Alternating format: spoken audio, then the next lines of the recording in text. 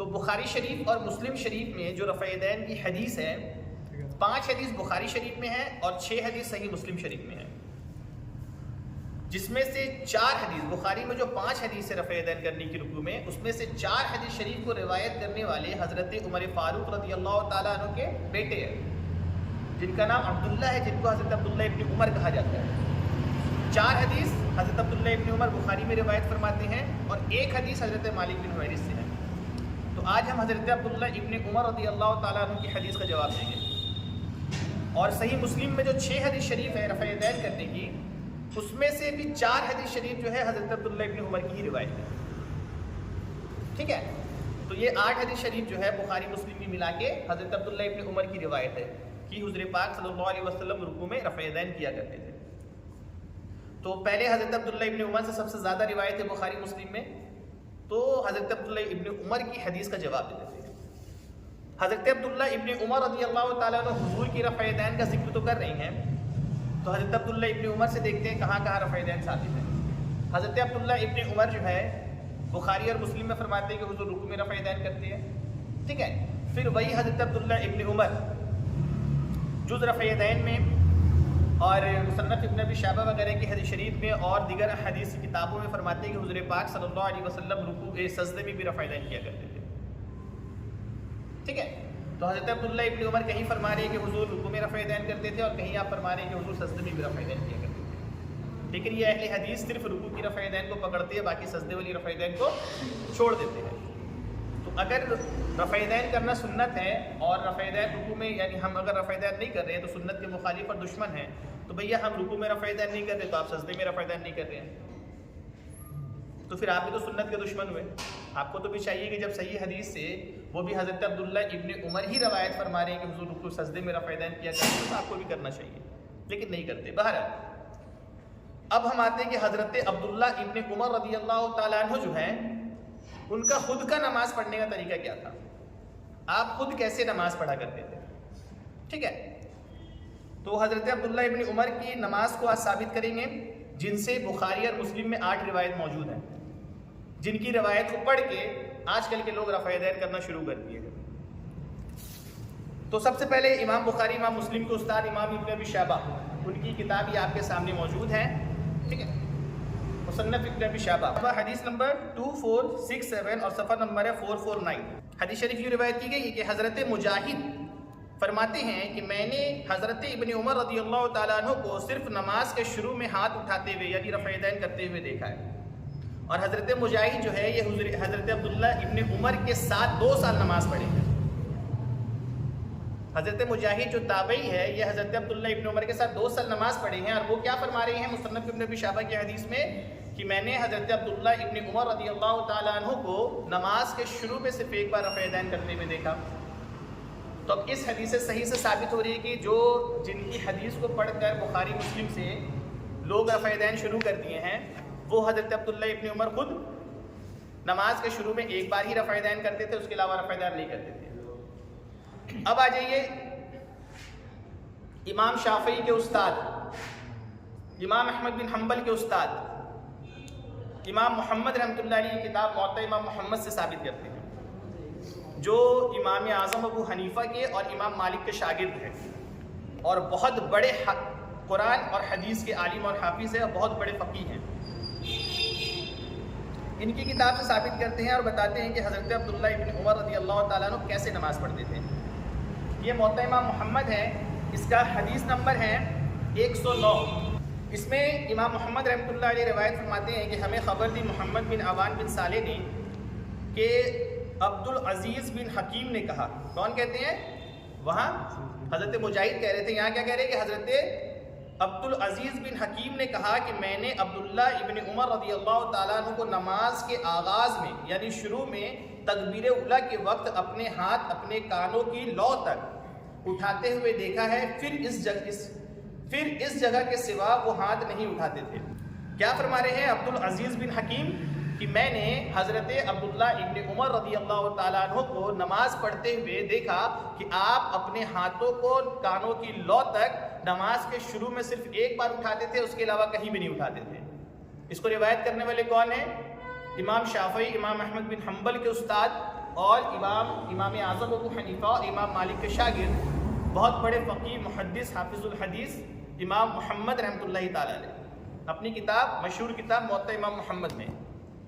تو اس حدیث سے بھی کیا ثابت ہوئی کہ حضرت عبداللہ ابن عمر رضی اللہ تعالیٰ عنہ جن کی روایت کو پڑھ کر لوگ رفع یدین شروع کر دیے، وہ خود رفع یدین کرنا چھوڑ دیے تھے، وہ خود رفع یدین نہیں کرتے تھے۔ اب آئیے تیسری دلیل آپ کو دے رہے ہیں، اور یہ ساری اوریجنل کتاب سے دیا جا رہا ہے، نہ آپ کو موبائل میں پڑھایا جا رہا ہے، نہ صرف حدیث نمبر دے کر چھوڑ دیا جا رہا ہے۔ اب یہ تیسری دلیل ہے، یہ طحاوی شریف ہے، اس کا صفحہ نمبر ہے 462 اور حدیث نمبر ہے 1265۔ اس میں بھی امام طحاوی رحمۃ اللہ تعالی علیہ سند صحیح کے ساتھ حدیث روایت فرماتے ہیں کہ حضرت مجاہد فرماتے ہیں میں نے حضرت ابن عمر رضی اللہ تعالیٰ عنہ کے پیچھے نماز پڑھی تو آپ نے نماز میں صرف پہلی تکبیر میں ہاتھ اٹھائے، یعنی صرف نماز کے شروع میں رفع یدین کیا۔ حضرت مجاہد کیا فرما رہے ہیں کہ ہم حضرت عبداللہ ابن عمر کے پیچھے نماز پڑھیں، تو حضرت عبداللہ ابن عمر صرف نماز کے شروع میں ایک بار رفع یدین کیے، اس کے علاوہ نہیں کیے۔ روایت کرنا تو الگ بات ہے، وہ روایت کر رہے کہ حضور رفع یدین کرتے تھے، اور پھر وہ روایت کر رہے حضور رکوع میں رفع یدین کرتے تھے، حضور سجدے میں بھی رفع یدین کرتے تھے، لیکن وہ یہ نہیں فرما رہے کہ حضور پاک صلی اللہ علیہ وسلم اپنی آخری نماز تک رفع یدین کیا کرتے تھے۔ ٹھیک ہے، جہاں حضور سے تکبیر اولیٰ میں رفع یدین ثابت ہے، رکوع میں ثابت ہے، سجدے میں ثابت ہے، تو یہ حدیث تو ہے کیونکہ حضور کیا کرتے تھے، پھر حضور چھوڑ دیے، اور جب حضور چھوڑ دیے تو پھر صحابہ اکرام بھی چھوڑ دیے۔ اب صحابہ اکرام جب رفع یدین چھوڑ دیے تو پھر تابعی جب صحابہ اکرام سے نماز پڑھتا ہوا سیکھے، ان کو نماز پڑھتا ہوا دیکھے، تو آپ بھی نماز پڑھنا رفع یدین کرنا چھوڑ دیے تھے۔ امام محمد رحمۃ اللہ تعالی علیہ جو ہے جلیل القدر تبع تابعی، امام مالک اور امام اعظم ابو حنیفہ کے شاگرد ہیں۔ آپ کیا فرماتے ہیں موطا امام محمد میں؟ امام محمد رحمۃ اللہ علیہ کہتے ہیں کہ سنت یہی ہے کہ آدمی اپنی نماز میں